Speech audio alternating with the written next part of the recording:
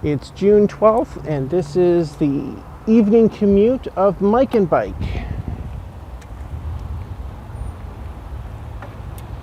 And today, I think we're going to talk about international news and isolationism, at least to start off with. There's the recent news about the conquest of parts of Iraq by a rebel group. I think they were calling it ISIS or something. Some group looking to create a large Islamic caliphate across what is today Syria and Iraq.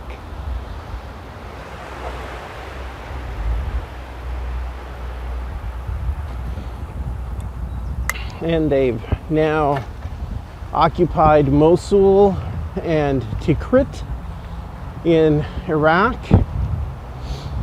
And there's all these stories about how the Iraqi army is disintegrating. And then lots of other stories about how America is partly to blame, and that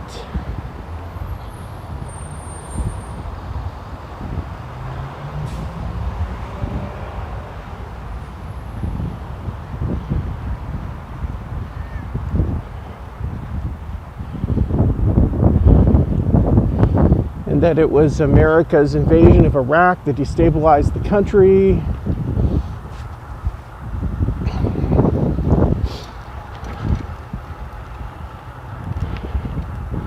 And America's support of rebels in Syria helped arm the rebels that are now invading Iraq, conquering Iraq territory.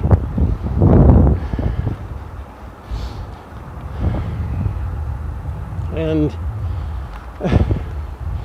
I just read these stories, and it's like everything that happens in the world is blamed on America. Oh, it's America's fault that the different people in Iraq are fighting amongst each other. It's America's fault that there's a civil war in Syria because America helped foster the Arab Spring rebellions. And even more broadly, you look at what's going on in Ukraine and all the problems in eastern Ukraine with ethnic Russians fighting for separatism from the rest of the country. And some people blame America for that and say that the revolution in Ukraine that deposed the previous government was caused by America as well. And the thing that really bugs me about all of these comments is that I think it kind of presumes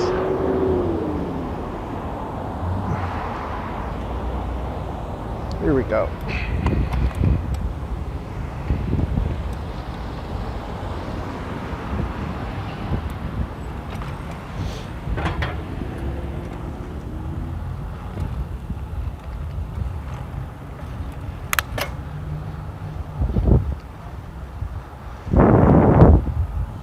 Kind of presumes that America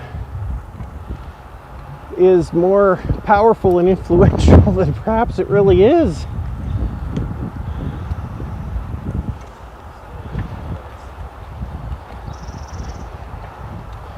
Like, I find it really hard to believe.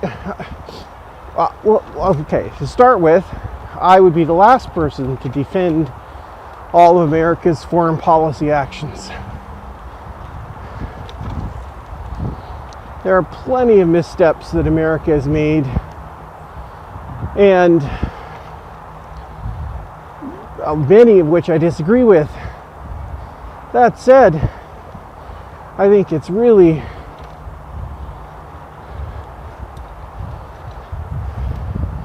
it's really pushing things to start blaming America for everything that goes on in the world.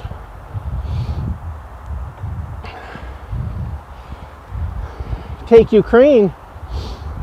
There's absolutely no question that Russia has more influence and is more active in influencing what's going on in that country than the United States. Sure, I fully believe that America funded some opposition to the previous Ukrainian government, but America didn't cause the revolution in Ukraine. There was a genuine groundswell of anger to the previous government and President the Yanukovych regime.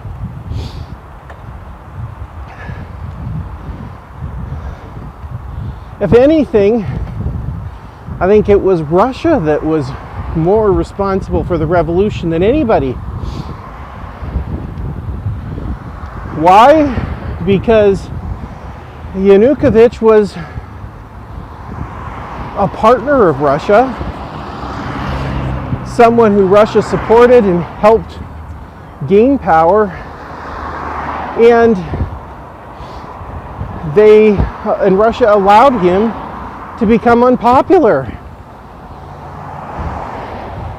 If Russia had been on the ball, or Putin really had been doing his job better, he would not have allowed the Ukrainian leaders to become so corrupt and abusive that there would be so much hostility to their rule.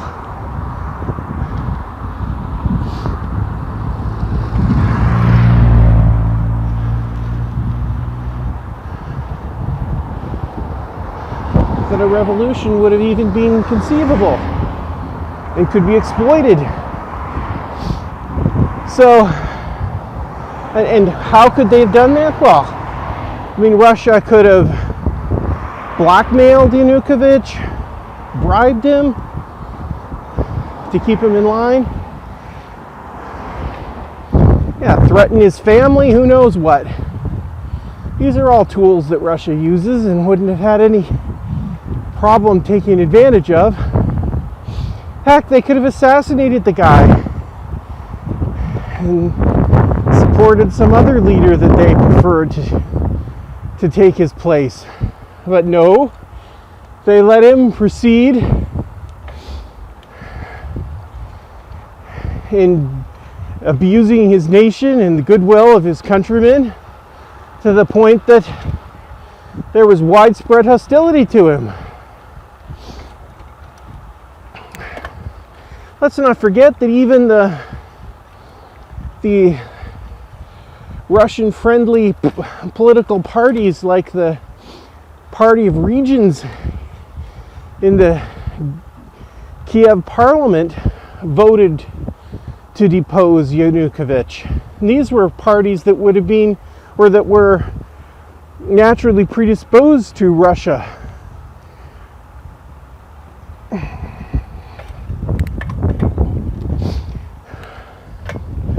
So Yanukovych definitely, that revolution certainly happened because the government in Ukraine lost their moral authority. Now, the people who took power after the fall of Yanukovych,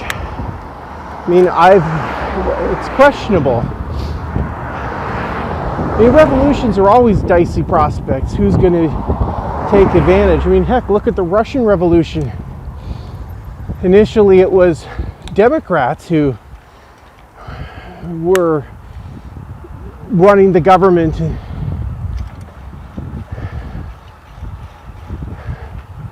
and who were involved in removing the Tsarist regime. But they were outmaneuvered by the Bolsheviks who ended up controlling the country. So once you get into revolutionary territory, anything's game, which is why revolutions are generally a bad idea.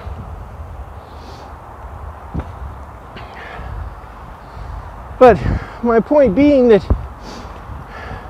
to blame America for what's happening in Ukraine is really stretching things.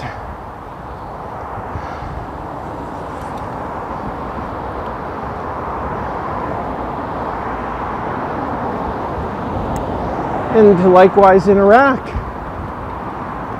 and Syria, America has much less influence than many people seem to think it does. Frankly, I think America wished it had that kind of influence.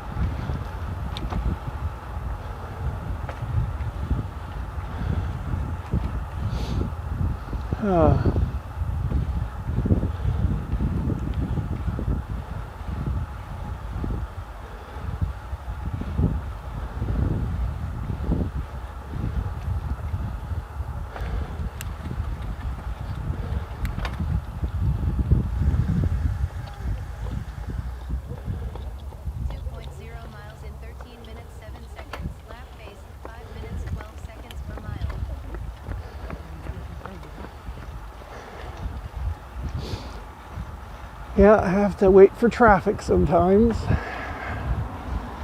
The joys of biking home in nice weather.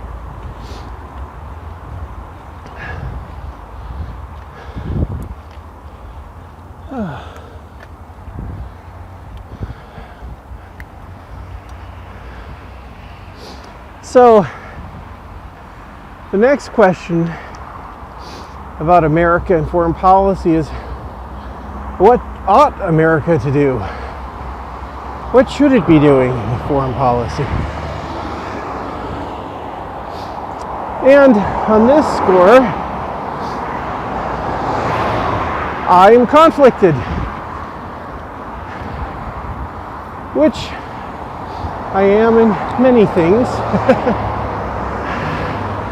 I think there's a lot of complex issues that aren't just so easily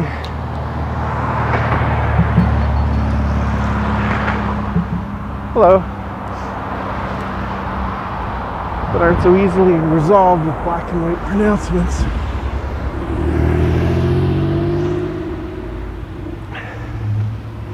I do think that the projection of power and military force is something that ought to be very sparing, and far more sparing than America has been wont to do past decades, in recent decades. I mean, no need going into the examples of how in getting involved in foreign wars has often not resulted in helping things much, if at all. So it's really unclear that military force is really going to solve a lot of things.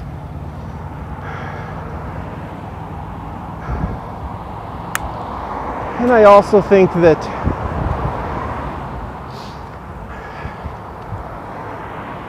getting involved in government destabilizations and supporting opposition groups, I don't know if that's wise either. Because even if the regimes running a given country are truly abhorrent, funding opposition groups kind of taints them in a way. So then they're easily criticized, and they can run into, they can lose their credibility with their own people.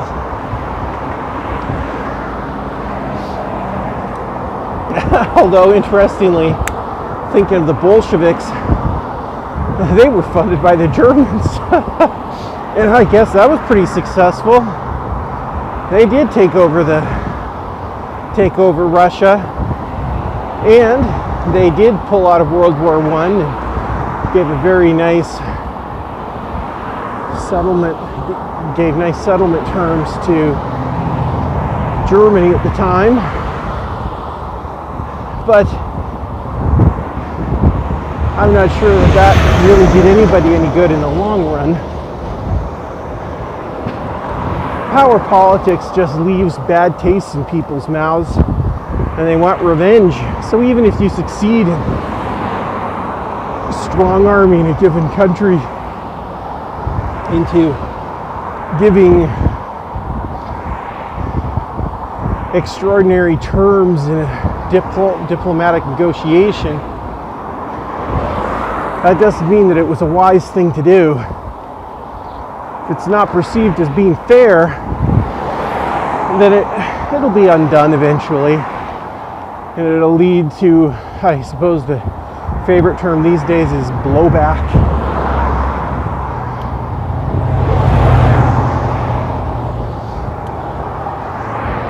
So this makes it sound like I'm just an isolationist, but I wouldn't go that far. I do think that these issues and things that happen abroad are relevant to the United States and can't just be totally ignored. America shouldn't just sit on its thumbs and do and say nothing if terrible things are underway abroad. But honestly, I haven't worked out what it should do in many cases. I mean, take the Rwandan genocide. What should America have done? If you know there's some terrible atrocities of countries or some massive killing of whole groups of people underway, what do? Send in your army? You could try to get international coalitions set up, I suppose. Work with the UN.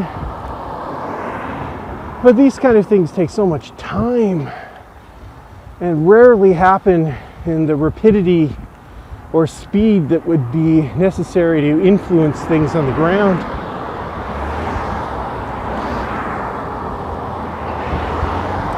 And these coalitions are generally very weak in their mandates.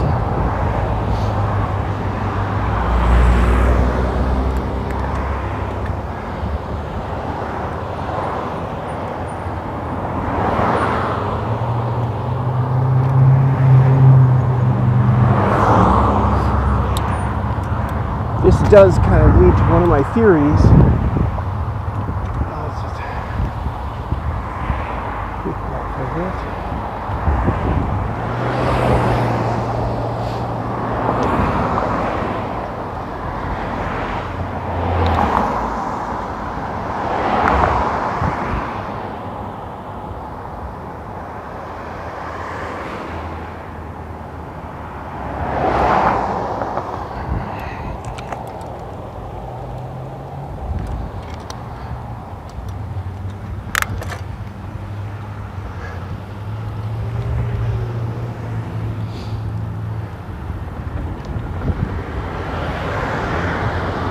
So this does lead to one of my current thoughts, which is that humanitarian intervention is sometimes worse than doing nothing, which actually this is playing more into the isolationist view.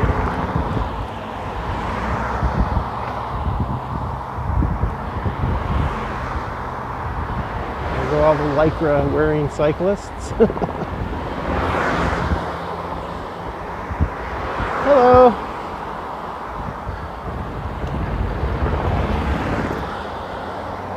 As you can see, I'm not the swiftest bike on the road. So back to humanitarianism, humanitarian relief and so on. I think in many cases, humanitarian relief prolongs battles and conflicts And humanitarian relief itself becomes tools in the war that different sides exploit. And as tragic as it may seem, allowing the conflicts to proceed without any relief efforts for the civilians might actually lead to a swifter conclusion. I mean, in many of these cases, I think the disputes don't end until there really is a military victory on one side or the other. And the struggles to get negotiated peaces and settlements are kind of pointless and never go anywhere until you have actual decisive actions on the ground. And humanitarian efforts kind of freeze things and make it hard for there to be a military resolution to the conflict. And worse, they can just be cynically exploited by the combatants themselves. That certainly happened in Congo, in Rwanda.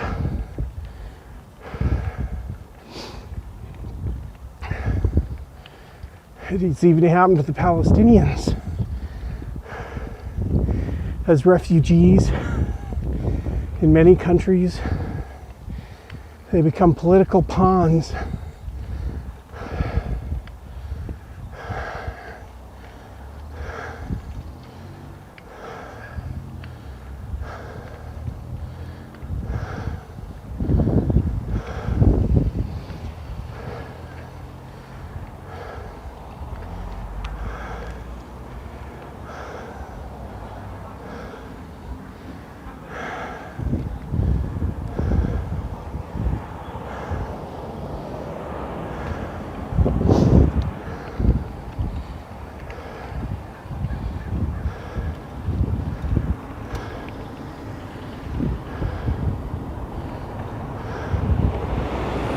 Just thinking out loud without really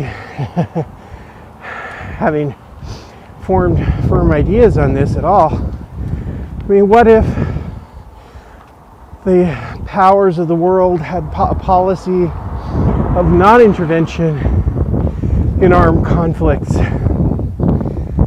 and letting them proceed, but whenever it was clear and there was international support to condemn a given regime for committing atrocities, that at that time all the nations of the world would commit to removing the leaders of whatever regime was condemned. So don't stop the conflicts, but kind of like have fierce enforcement of rules of war in a way that if one side is doing ethnic cleansing or something, that you kind of wait maybe till the conflict is over and then you move in and with a great military force and capture all the members of the ruling regime and prosecute them. That could be something, I don't know, but this is a really malformed idea. I see lots of holes in it already, so maybe that won't work.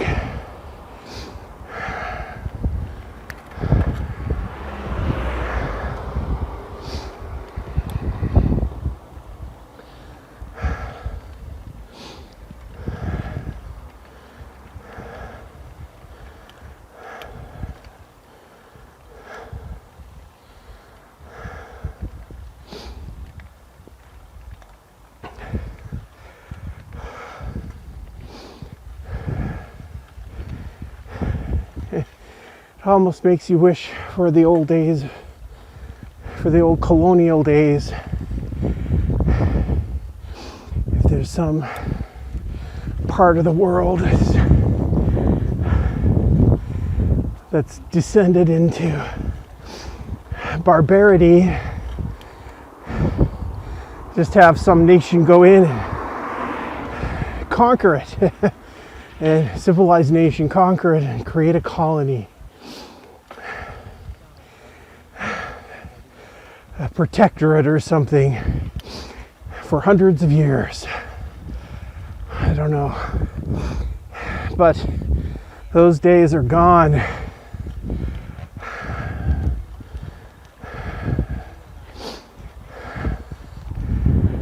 The smash and run tactics the US has been practicing of going in and destroying a regime like the Baathists in Iraq, and then withdrawing with a broken country, leaving a broken country in its wake. Hello. That doesn't seem to help too much.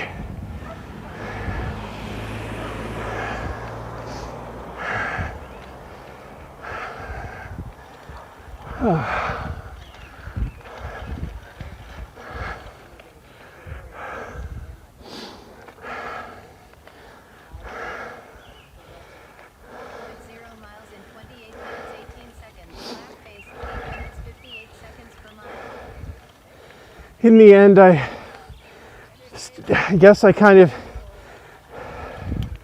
believe in the Hippocratic oath of international relations. Do no harm. If you're not sure that what you're doing is going to help, just don't do it. I mean, doctors and surgeons are often tempted and sometimes succumb to the temptation of delivering treatments that don't really help.